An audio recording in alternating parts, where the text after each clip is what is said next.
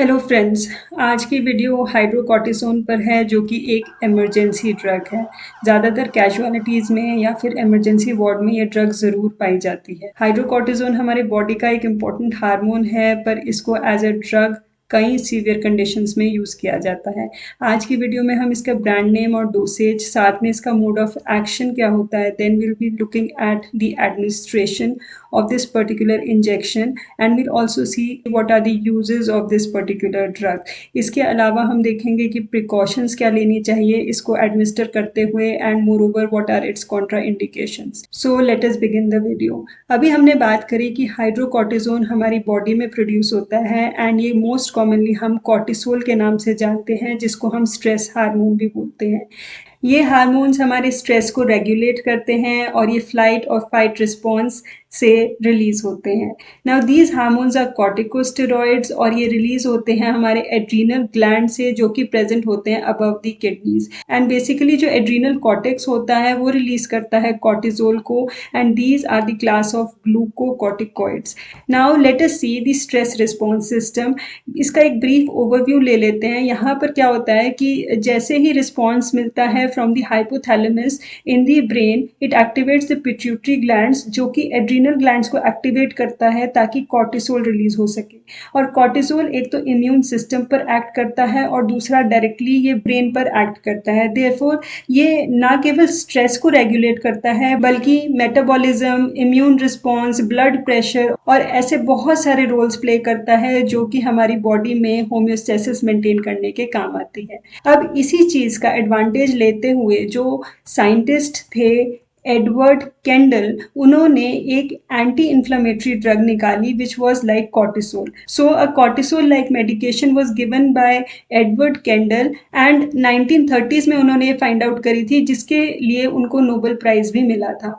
So after this particular hormone was synthesized in the laboratory और उसको as a drug हम use करने लगे। अब जो हाइड्रोकॉर्टिसोन इंजेक्शन है जो मार्केट में अवेलेबल रहता है, वो क्या करता है, वो इंक्रीज करता है हमारे बॉडी में कॉर्टिकोस्टेरॉइड्स के लेवल को। और जो कॉर्टिकोस्टेरॉइड्स हैं वो क्या करते हैं, वो ट्रीट करते हैं इन्फ्लेमेशन को, एलर्जिक रिएक्शन को और एड्रीनल इनसफिशिएंसी को। अब ये सारी चीजें क्यों होती हैं इसको समझ लेते हैं with its mode of action. जो इसका एक्शन है वो बेसिकली इम्यून सिस्टम पर होता है। ये इम्यून सिस्टम को सप्रेस कर देता है। होता क्या है, ये जो हाइड्रोकॉर्टिसोन है ये बाइंड कर जाता है इन ग्लूकोकॉर्टिकॉइड रिसेप्टर्स के साथ, जो कि प्रेजेंट होते हैं टी सेल्स पर। अब ये जो टी सेल्स पर जब ये ग्लूकोकॉर्टिकॉइड रिसेप्टर के साथ ज्वाइन कर जाता है तो ये क्या करता है, ये टी सेल्स की एक्टिविटी को सप्रेस कर देता है, resulting in the blockage of the production of certain chemical messengers. ये कुछ जो केमिकल मैसेंजर्स हैं जैसे कि साइटोकाइंस या प्रोस्टाग्लैंडिन्स हैं, उनकी प्रोडक्शन को ये ब्लॉक कर देता है इन दी बॉडी। और यही जो केमिकल मैसेंजर्स हैं ये कॉज करते हैं इन्फ्लेमेशन को और एलर्जीज को। तो अगर ये केमिकल मैसेंजर्स ही नहीं रिलीज होंगे तो ऑब्वियसली जो इन्फ्लेमेशन है और एलर्जीज है वो नहीं होंगी। So this is the action of hydrocortisone. एक चीज और आपने इसके एक्शन में ध्यान रखनी है कि अगर हम हाइड्रोकॉर्टिसोन को लोअर डोजेस में देंगे then it provides anti inflammatory effect, whereas अगर हाइड्रोकॉर्टिसोन की हायर डोजेस देंगे then they are immunosuppressive, that means they will suppress the immunity of that particular patient. तो अब बात कर लेते हैं हाइड्रोकॉर्टिसोन के यूजेस की। अब हाइड्रोकॉर्टिसोन बहुत जगह यूज होता है। पहला तो हमने अभी देखा, it is used in the treatment of severe allergies. अगर बहुत ज्यादा सीवियर है एलर्जी, जैसे कि एनाफाइलैक्सिस जो कि एलर्जी कॉज हो जाती है किसी प्रकार के खाने से या फिर पॉइजनस इंसेक्ट के बाइट से, या एजमा जो कि लंग्स में इन्फेक्शन हो जाता है या फिर एलर्जी हो जाती है, तो hydrocortisone is useful in the treatment of allergies. Even तक अगर कोई ड्रग से रिएक्शन हो गया है और उससे भी एलर्जी हुई है तो भी हाइड्रोकॉर्टिसोन का इंजेक्शन लगाया जाता है। Next use of hydrocortisone is the treatment of adrenal insufficiency. Adrenal insufficiency का मतलब है कि जो एड्रीनल ग्लैंड है they are not able to produce the sufficient hydrocortisone और the cortisol and it will result in the Addison's disease. Addison's disease में patient को weakness feel होती है एंड उनके मांसपेशियों में दर्द रहने लगता है, फिटीग होती है, देन डिजीनेस या फिर चक्कर आने लगते हैं, बॉडी वेट भी लो हो जाता है and they also suffer from hypoglycaemia. तो एड्रीनल इनसफिशिएंसी को ट्रीट करने के लिए भी हाइड्रोकॉर्टिसोन यूज किया जाता है। Next use is for the treatment of inflammatory disease. अगर किसी भी तरीके का इन्फ्लेमेटरी डिजीज है, जैसे कि rheumatoid arthritis, that means joint pains हैं, सीवियर जॉइंट पेन है, या फिर कोलाइटिस है, जैसे कि इन्फ्लेमेटरी बाउल डिजीजेस कह लें हम, क्रोन्स डिजीज है, इन सब केसेस में भी हाइड्रोकॉर्टिजोन का इंजेक्शन लगाया जाता है। Now the next use of hydrocortisone is for the treatment of skin conditions. तो अगर कोई स्किन एलर्जी है या फिर कोई स्किन कंडीशन है, जैसे कि एक्जिमा, डर्मेटाइटिस या सोराइसिस, तो इन सब कंडीशंस को ट्रीट करने के लिए भी हाइड्रोकॉर्टिजोन यूज होता है।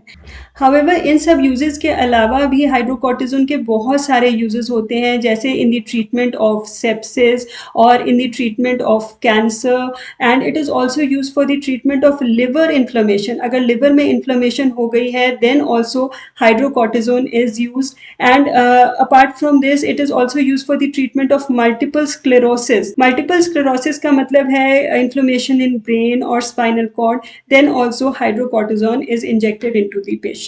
अब चलिए देख लेते हैं कि हाइड्रोकॉर्टिजोन किन किन ब्रांड नेम से मार्केट में अवेलेबल है।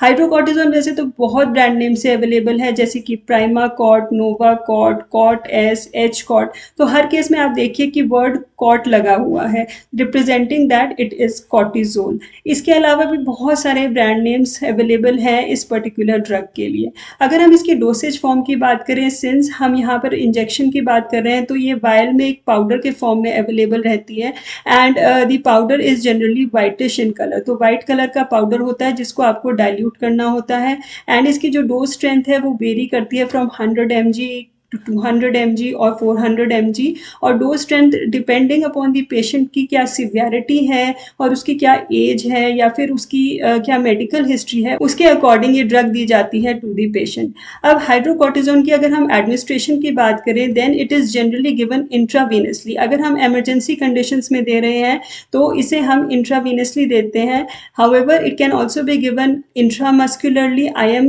भी दे सकते हैं, या फिर इंट्रा आर्टिकुलरली, दैट मीन्स सीधा जॉइंट्स में भी दे सकते हैं। In the case of joint inflammation या जॉइंट पेन, तो उस केस में हम इसको इंट्रा आर्टिकुलरली भी देते हैं।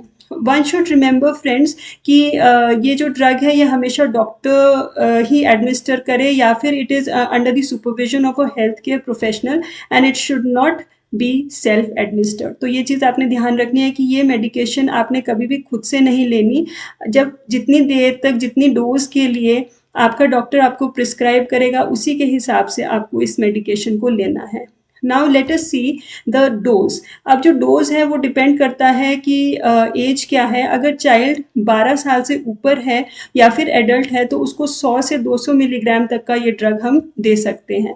एंड इसकी जो फ्रीक्वेंसी है वो डिपेंड करती है कि किस तरीके की कॉम्प्लिकेशन है, और इसे कई बार दूसरी मेडिकेशंस के साथ भी दिया जाता है, जैसे कि एबल के साथ भी दे देते हैं, या फिर अगर सांस की प्रॉब्लम है तो डेरिफाइलिन के साथ भी एच कॉट का इंजेक्शन लगाया जाता है। और इसके जो डोजेज हैं वो 3 या 4 बार दे सकते हैं हम दिन में, और जो इंटरवल रहेगा उन डोजेज के बीच में वो तकरीबन 6 से 8 घंटे का रहेगा। एंड ये डिपेंड करता है कि पेशेंट की सिवियरिटी क्या है और उसका क्लिनिकल रिस्पॉन्स क्या है। साथ में इसकी मेडिकल हिस्ट्री भी देखते हैं कि पेशेंट की मेडिकल हिस्ट्री क्या है। Now friends, let us move on to the side effects of the hydrocortisone. अब फ्रेंड्स, जो कॉर्टिजोल है अगर उसका हाई लेवल हो जाता है बॉडी में, तो ये बहुत सारे हेल्थ प्रॉब्लम्स लेके आता है। तो कॉर्टिजोल या फिर हाइड्रोकॉर्टिजोन हमारी बॉडी में वेल रेगुलेटेड होना चाहिए for the optimum health. However अगर इसकी क्वांटिटी कम होगी या फिर बहुत ज़्यादा होगी बॉडी में, then obviously it will create lot of health problems. तो चलिए इसके कुछ साइड इफ़ेक्ट्स देख लेते हैं। जो पहला साइड इफ़ेक्ट है इसका, वेट गेन। तो अगर कॉर्टिसोल का लेवल बहुत हाई हो जाता है तो पेशेंट में वेट गेन देखा गया है। मोरोवर जो ब्लड शुगर है, ब्लड शुगर का जो लेवल है वो भी हाई हो जाता है। तो जो डायबिटिक पेशेंट्स हैं उसमें ये बहुत केयरफुली इंजेक्ट करना पड़ता है ये मेडिकेशन। देन द पेशेंट में have the feeling of nausea and vomiting. इसके अलावा इसके दूसरे जो साइड इफ़ेक्ट्स हैं वो ये हैं कि स्टमक अपसेट हो जाता है, या फिर मेंस्ट्रुअल साइकिल में चेंजेस भी देखे गए हैं। हाउएवर हाउएवर अगर इसके लॉन्ग टर्म साइड इफ़ेक्ट्स देखे जाएँ तो मूड चेंजेस भी ऑब्जर्व किए गए हैं। कई केसेस में पेशेंट एग्रेसिव हो जाता है या फिर एंग्जाइटी भी फील करता है। तो ये तभी होता है जब बहुत लंबे समय से आप इस पर्टिकुलर ड्रग को कंज्यूम कर रहे हैं। इसके अलावा जो इसके दूसरे साइड इफ़ेक्ट्स हैं कि जहाँ पर इंजेक्शन लगाया गया है वहाँ पर रेडनेस हो जाती है, स्वेलिंग होती है and the patient feels uncomfortable in that area. इसके अलावा डिजीनेस या फिर ब्लड विजन की भी प्रॉब्लम देखी गई है। तो यहाँ पर डॉक्टर रिकमेंड नहीं करता टू ड्राइव और टू यूज़ एनी मशीनरी जहाँ पर थोड़ा आपको अलर्टनेस की ज़रूरत है। So these were some of the side effects of the hydrocortisone drug. Now let us see certain precautions while injecting this particular drug. तो इस ड्रग को इंजेक्ट करने से पहले हमने अभी बात करी कि हम इसको डाइल्यूट करते हैं। तो आपको इस ड्रग को इंजेक्ट करने से पहले ये देखना है कि कोई विजुअली पार्टिकल्स या फिर डिस्कलरेशन तो नहीं है। अगर कोई डिस्कलरेशन या फिर आपको पार्टिकल्स नजर आते हैं then you don't use this particular liquid. So this has to be kept in mind. जो अगली चीज़ आपने ध्यान रखनी है कि हाइड्रोकॉर्टिजोन हमें पता है एक इम्यूनोसप्रेसेंट है। तो ये हमारी इम्यूनिटी को सप्रेस कर देता है, इन्फ्लेमेटरी रिस्पॉन्स को भी सप्रेस कर देता है। तो अगर बैक्टीरियल इन्फेक्शन, वायरल या फिर फंगल इन्फेक्शन होता है then it may prove fatal in the case of immunosuppressed patient. So friends, ये चीज़ आपने ध्यान रखनी है वाइल गिविंग दिस ड्रग। एक चीज़ आपने और ध्यान रखनी है इस ड्रग के बारे में कि यहाँ पर आपको एकदम से इस ड्रग को नहीं बंद करना so as to prevent adrenal crisis, क्योंकि कॉर्टिजोल का लेवल बॉडी में बहुत कम हो जाएगा जैसे ही आप इस ड्रग को एब्रप्टली बंद करते हैं। Then second thing which you have to remember in this is that you have to monitor the blood sugar level. अगर पेशेंट डायबिटिक है तो उस केस में आपको ब्लड शुगर कॉन्टिन्यूसली मॉनिटर करना है, क्योंकि हाइड्रोकॉर्टिजोन देते हुए ब्लड शुगर एकदम स्पाइक करती है। Then you have to consult your doctor before using this medication. अगर आप इन्फेक्शन से सफ़र कर रहे हैं या फिर प्रेगनेंसी कंडीशन है then in that case also doctor से कंसल्ट करना बहुत ज़रूरी हो जाता है। Then let us move on to the contraindications of this drug.